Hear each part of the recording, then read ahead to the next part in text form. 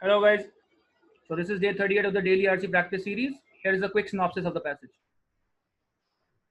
In the first paragraph, author points out the problem that there was a lack of disciplinary action against erring canon lawyers in the mid 14th century Europe. In the second paragraph, author tells us two possible causes behind it. First, all these lawyers behaved professionally, so there was no reason for disciplinary action. And the second, that there was no detection or punishment. The laws were inefficient.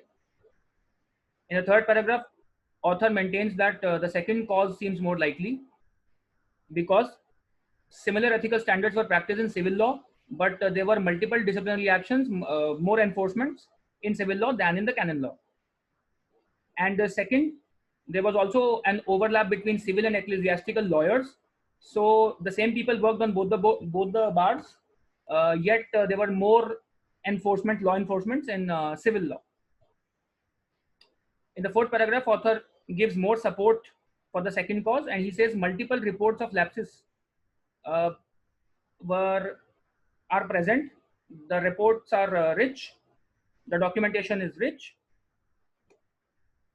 And in the last paragraph, author tells us that counterintuitive result of complaints was that there was a professional solidarity among lawyers to defend their own ranks.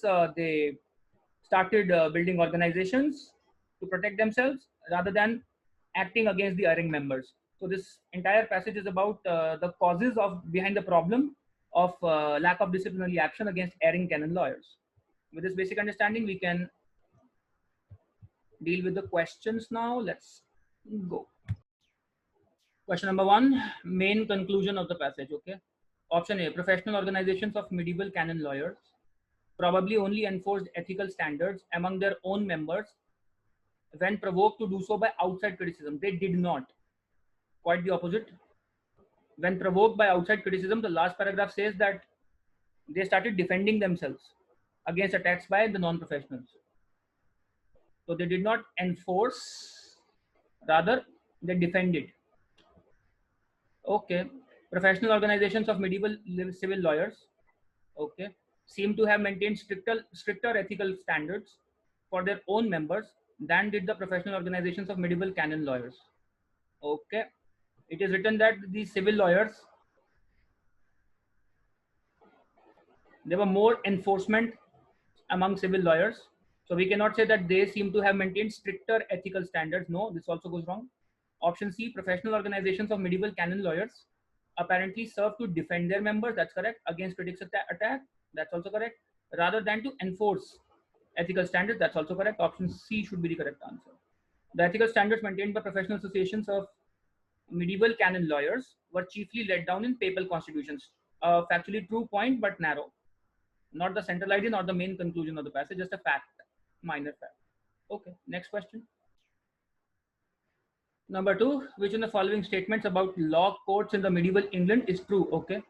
Option A, some English lawyers who practice in civil courts also practice in church courts. That's correct. But others served exclusively in one court or the other. Maybe, maybe not. We are not sure of this. Because this says there was some overlap. What was the degree of this overlap? It is unknown. So option A is dubious. May be correct, may not be correct. Let's look at the other options. English canon lawyers were more likely to initiate disciplinary proceedings. No, canon lawyers were less likely. Exactly the opposite. Okay. English civil lawyers, okay, maintained more stringent ethical standards, as we saw in the last question also. This is wrong. We do not know about it. There were more enforcements. That's all we know. English ecclesiastical courts had originally been modeled upon English civil courts. So they were influenced by English civil courts. Nowhere in the passage has such an idea been mentioned, which means it is an alien idea. So D also goes out. Option A is the best available option. Though I still have doubts with this. We do not know whether some of them worked exclusively in one court or the other, but we only know that there was some overlap, and mathematically speaking, logically speaking, the range of sum is 1 to all. It is possible that all of them worked on both the bars. But fine, best available option A.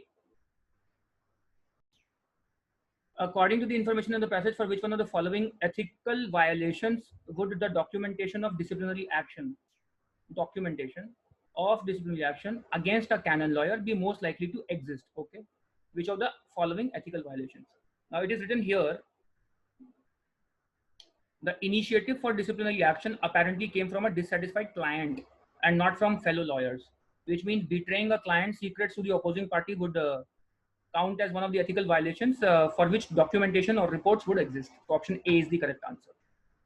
Bribing the judge, alien idea. Misrepresenting credentials, alien idea. Spreading rumors to discredit the opposing lawyer, also an alien idea. In fact, there was professional solidarity among them. So option D is contrary to the nature, the gist of this passage. Next question.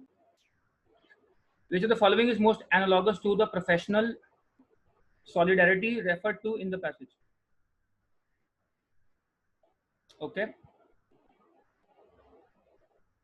Option A says members of a teachers union go on strike. Fine, this is some show of solidarity. That's correct. Professional solidarity. When they believe one of their colleagues to be falsely accused of. Okay, this is a trick word here, falsely. Now these lawyers supported each other even when they were wrong, even when they erred. So the idea given in the passage is, the idea of professional solidarity is that the lawyers guild, the lawyers association supported erring lawyers. So option A, when these members of a teachers union believe that some of their colleagues have been falsely accused, or one of their colleagues has been falsely accused, this won't count as supporting an erring teacher, erring member. So goes out. Option B, in order to protect the reputation of the press in the face of a largely hostile public, a journalist conceals distortions in a colleague's news article. So distortions, matlab this colleague was engaged in some wrongdoing and another colleague, a journalist, is helping him. This is a show of professional solidarity, very similar to the one presented here in the passage. So option B should be the correct answer. C, several dozen recording artists agree to participate in the concert to benefit an endangered environmental habitat. So this is not professional solidarity of the nature mentioned in the passage. In order to expedite the government approval of a drug, a government official is persuaded to look the other way when a pharmaceutical manufacturer conceals evidence.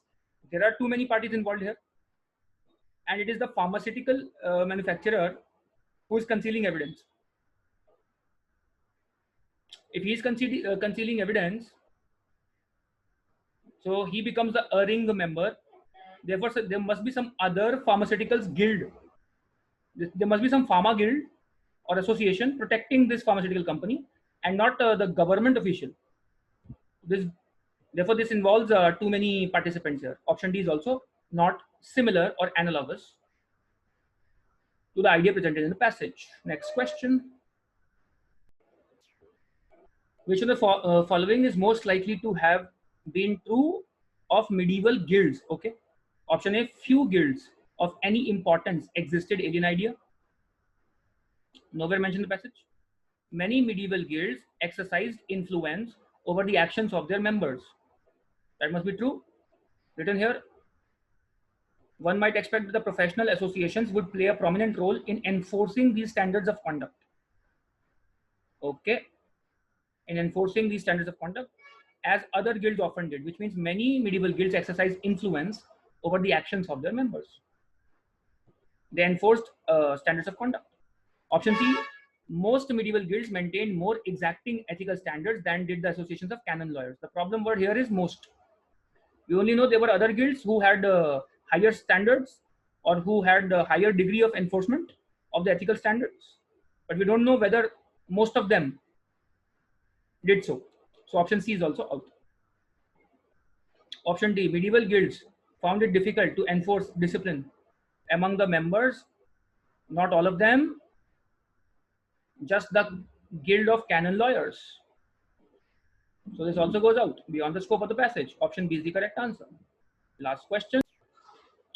The author would be most likely to agree with which of the following regarding the hypothesis that medieval canon lawyers observed standards of professional conduct scrupulously.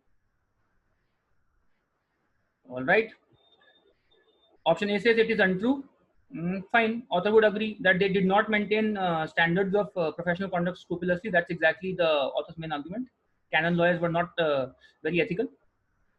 It is untrue because it is contradicted by documents obtained from ecclesiastical courts. Okay. Last paragraph says church authorities themselves have complained, and church authorities are not the same as ecclesiastical courts. So this is problematic, though tempting. Church authority is different, ecclesiastical courts are different. Tempting answer choice wrong. It is unlikely because it describes a behavior markedly different from behavior observed in the same situation in modern society. Author has never compared this behavior to that observed in the modern society. So this is an alien idea again. Option C, it is unlikely because it describes behavior markedly different from behavior observed in a similar area of medieval society. Now look here. So he says to say that ecclesiastical advocates, ecclesiastical lawyers, canon lawyers were less prone to ethical lapses, which means they maintained high standards of professional conduct than their counterparts in the civil courts is a weak assertion because there was some overlap of personnel between civil bar and the ecclesiastical bar. So similar. Also here he says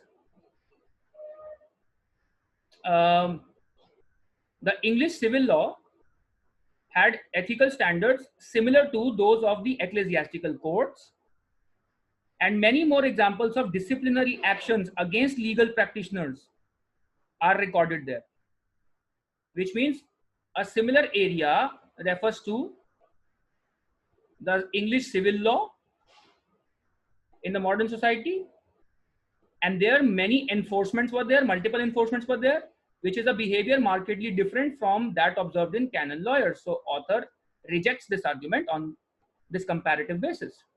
Option C should be the correct answer. It is impossible to assess intelligently because of the dearth of civil and ecclesiastical documents. Author has not asserted that it is impossible to assess intelligently anywhere. An extreme negative assertion goes out. So these are the answers. Hope you got them all right. Keep watching. Cheers to learning.